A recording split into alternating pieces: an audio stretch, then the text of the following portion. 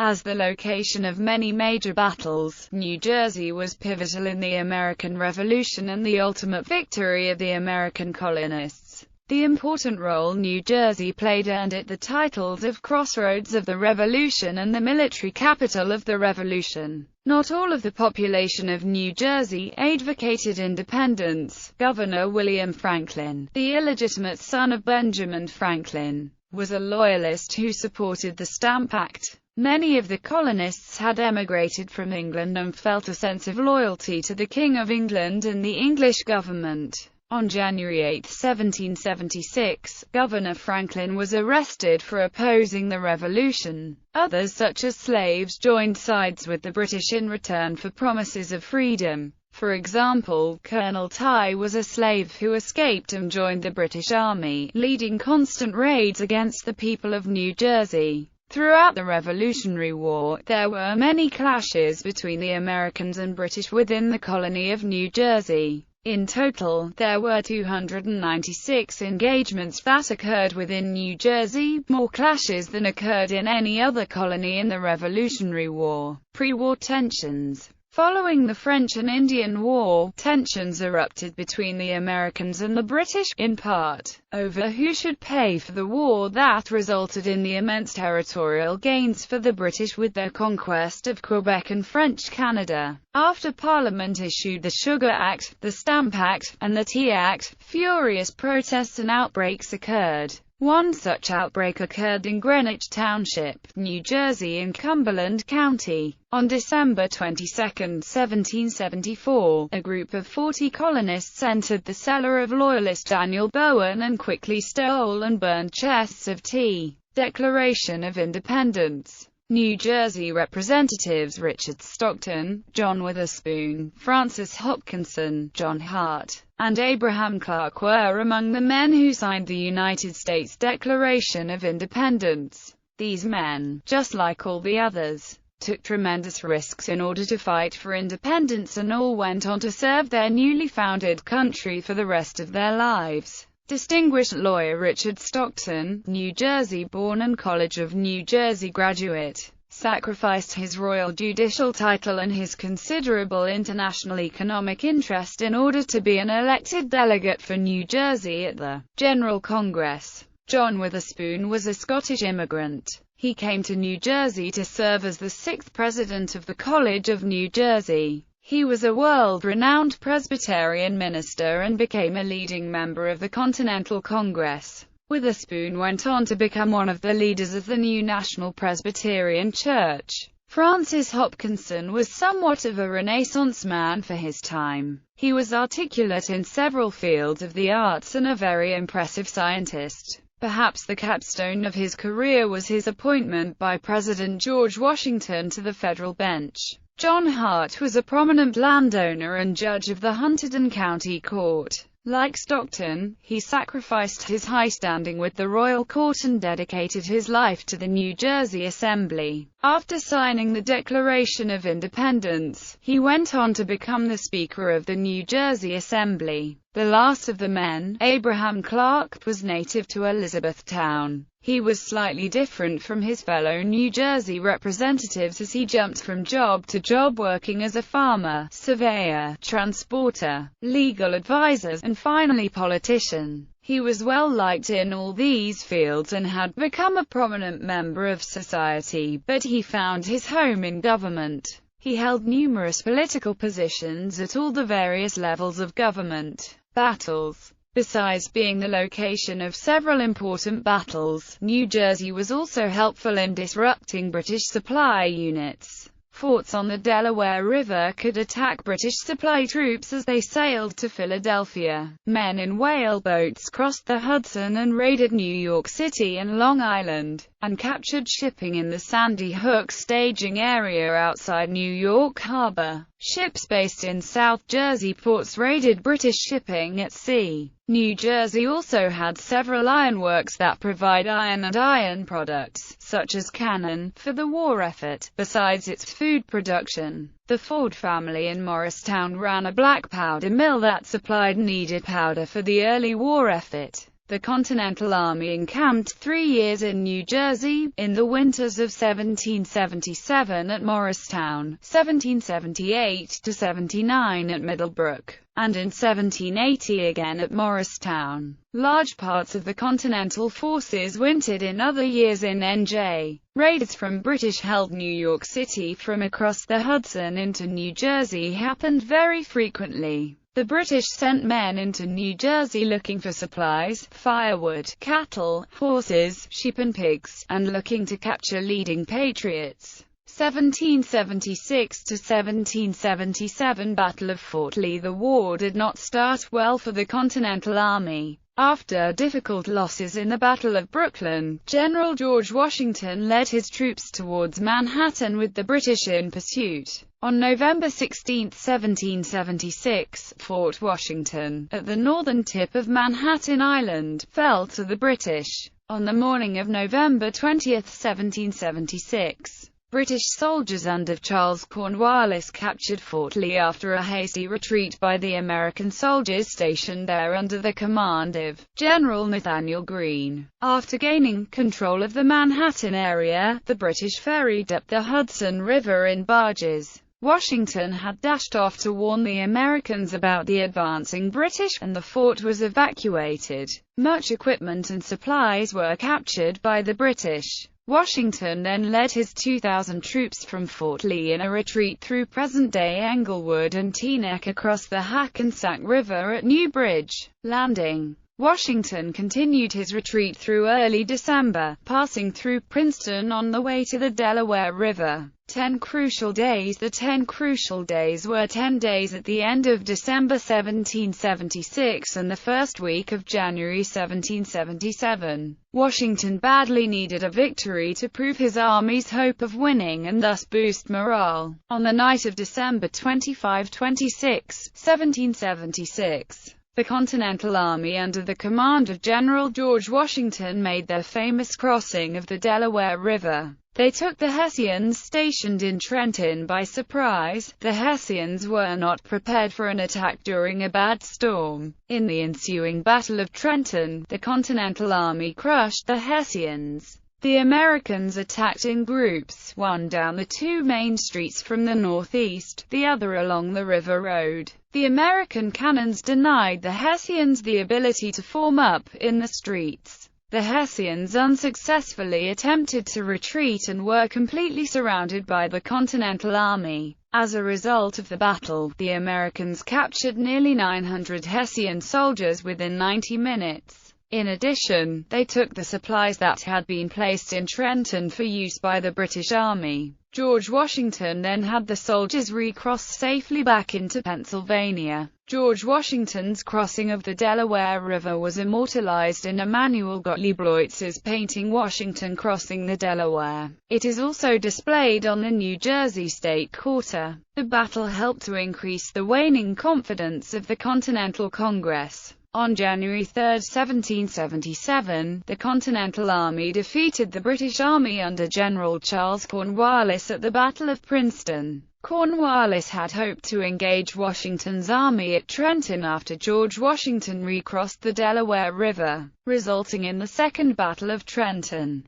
Cornwallis's initial results were failures. After recapturing Trenton, he ordered charges on defenses fortified by Washington at Assunpink Creek. The Americans, from their defenses, fired volleys at the advancing troops, striking heavy casualties in the British Army. Later that night, General Washington moved the majority of his army on a surprise attack upon British troops stationed at Princeton. At the same time, he left a few troops to stall Cornwallis by creating false signals to give the impression that the Continental Army was still stationed in Trenton. The initial contact at Princeton was between General Hugh Mercer's advance corps, moving toward the Stony Brook along Quaker Bridge Road, against British Carl Moorhood, who was leading most of the 55th Regiment and other additional troops toward Trenton. As Moorhood crossed the Stony Brook, both sides spotted the other. Both sides moved to a nearby hill above the Princeton Road.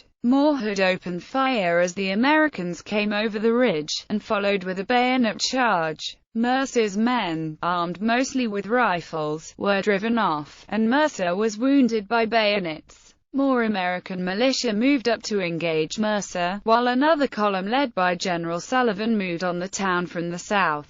The advancing militia were also repelled by Moorhead's regiment, although Moorhead was outnumbered 3 or 4 to 1, but he and his men stood steadfast. Washington himself led up more Continentals and encouraged the militia to return to the fight. After a few volleys, Moorhead was forced to retreat across the Stony Brook. After driving in a detachment of the 55th Regiment, Sullivan marched into Princeton. Most of the remaining British forces retreated toward New Brunswick, but some took up a defensive position in the Stone University building, Nassau Hall. The Americans set up cannons facing Nassau Hall of Princeton University, and 2 cannonballs made contact with the walls of the hall. The British soldiers at Princeton were soon forced to surrender to the Americans, and Nassau Hall was recaptured. Cornwallis immediately moved to bring his army to engage Washington. This attempt failed due to a delaying force which damaged the Stony Point Bridge and delayed the British. These 2 victories, and the resulting resurgence of the militias from New Jersey, Pennsylvania, Delaware, New York and Connecticut, forced the British out of most of New Jersey, boosting the morale of the Americans. The British were soon forced into an enclave around New Brunswick, giving up the rest of New Jersey. The attempt of the British went to show the Americans that they could not fight. The British army had failed. The British now realized it would be a long war. Battle of Millstone, also known as the Battle of Van Ness Mills. The Battle of Millstone occurred on January 20, 1777. Following the Battle of Princeton, Washington's soldiers traveled north following the Millstone River to Somerset Courthouse, then proceeded to Morristown. From New Brunswick, a British foraging party of a few hundred men also went to Somerset Courthouse, reaching Van Ness Mill. After seizing flour and livestock, the British unit set up defences on the Millstone River, including 3 cannons. The militia posted in the area managed to surprise the British party by crossing the cold, waist-deep river and capture many men and to seize back the supplies. General Dickinson, Raritan, New Jersey, January 23. I have the pleasure to inform you that on Monday last, with about 450 men, chiefly our militia, I attacked a foraging party near V. Ness Mills consisting of 500 men with 2 field pieces, which we routed after an engagement of 20 minutes and brought off 107 horses, 49 wagons, 115 cattle, 70 sheep, 40 barrels of flour, 106 bags and the many other things. 49 prisoners. Battle of Bound Brook. The Battle of Bound Brook resulted in a shallow defeat of the Americans stationed at Bound Brook, New Jersey on April 13, 1777. A 4-prong attack by 4,000 British upon Bound Brook ensued, and the Americans, who put up a fierce resistance at first, retreated. Around 60 casualties occurred on the American side, while only a single British soldier was killed.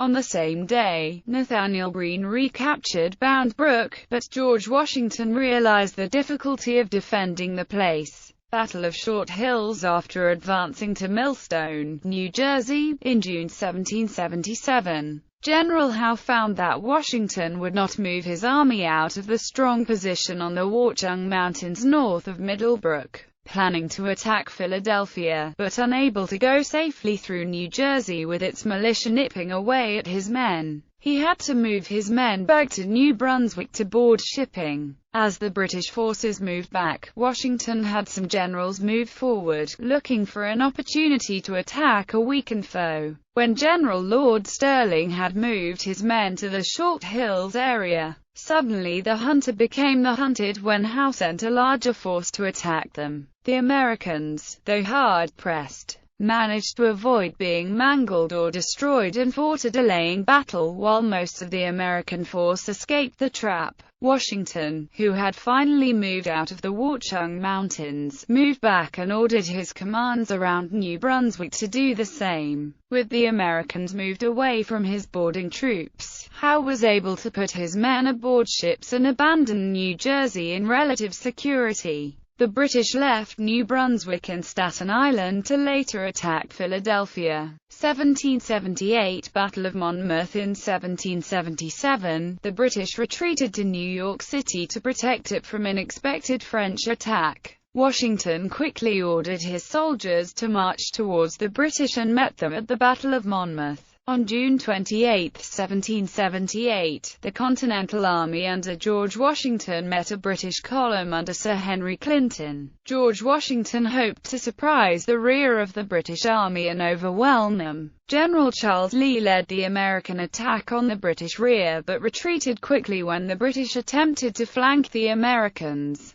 The retreat nearly led to massive disorder, but Washington managed to personally rally the troops to withstand the British counterattacks. The British attempted 2 attacks to defeat the Americans, both failed. As exceedingly high temperatures continued to increase over 100 degrees Fahrenheit, many soldiers fell to sunstroke. After the battle, Charles Lee was court-martialed for his poor army command. Over 1,000 British casualties were incurred. The Americans lost about 452 men. This battle inspired the legend of Molly Pitcher. Baylor Massacre. The Baylor Massacre was an attack on September 27, 1778 upon the 3rd Regiment of Continental Light Dragoons under the command of Colonel George Baylor during the American Revolutionary War. It occurred in the present-day town of Rivervale, New Jersey. During the night, they were betrayed by Loyalists, who informed the British of their location. Using bayonets, the British killed, injured, or took as prisoners 67 of the dragoons. 1779 Battle of Paulus Hook. Paulus Hook was a peninsula at what is now Jersey City, and a major landing point for anyone going from New York City into New Jersey. Since it was on the Hudson River, the British fleet was able to protect it. The British used it to send raiders into Bergen County. Militia tried to stand guard to prevent or harass these raiders. The Battle of Paulus Hook was fought on August 19, 1779, between colonial and British forces. The Patriots were led by Light Horse Harry Lee, and launched a night attack on the British-controlled fort. They surprised the British, taking several prisoners, but had to withdraw before daylight when the British Navy could react. The fort continued to be used as a base of operations against Bergen County Patriots. 1780 The Battle of Connecticut Farms. On June 6, 1780, British troops boarded boats on Staten Island bound for Elizabeth, New Jersey. At midnight, 5,000 troops started to land.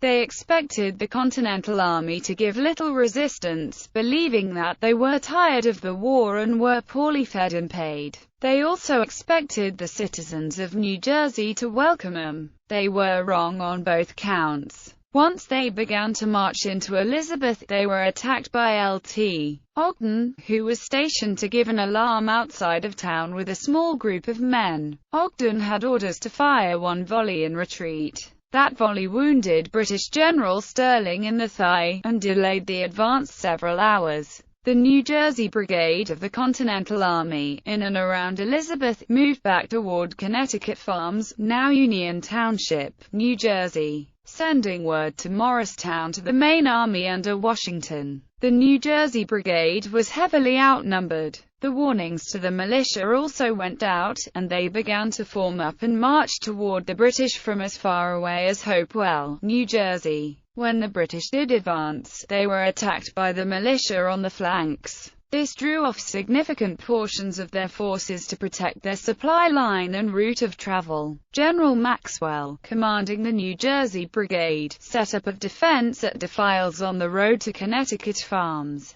After a day of hot fighting, the British realized they could not easily break through toward the Hobart Gap leading to Morristown, and, after burning the town, retired back to Elizabeth Point. Battle of Springfield, the last major battle to take place in New Jersey and the rest of the northern states during the Revolutionary War, was the Battle of Springfield. Baron von Kniphausen, the Hessian general, hoped to invade New Jersey and expected support from the colonists of New Jersey who were tired of the war. His goal was to secure Hobart Gap, from which he could attack the American headquarters situated in Morristown. On June 23, 1780, the British attacked soldiers and militia under the command of Nathaniel Greene. General Greene successfully stopped a two-pronged attack from positions held across the Railway River. The victory prevented a British attack on Morristown and its military stores. Nathaniel Greene's personal assistant was Thomas Paine. Support and encouragement generated by newspaper. The New Jersey Journal became the second newspaper published in the state. It was edited and printed by Shepherd Culloch, who established his press in Chatham during 1779. This paper became a catalyst in the Revolution. News of events regarding the war came directly to the editor from Washington's headquarters in nearby Morristown to boost the morale of the troops and their families. And as editor, he conducted lively debates about the efforts for independence with those who opposed and supported the cause he championed. Culloch later relocated the paper twice, first to New Brunswick when the military action shifted there, and later in 1785, when he established his last publication location in Elizabeth under the same name. The journal ceased publication in 1992.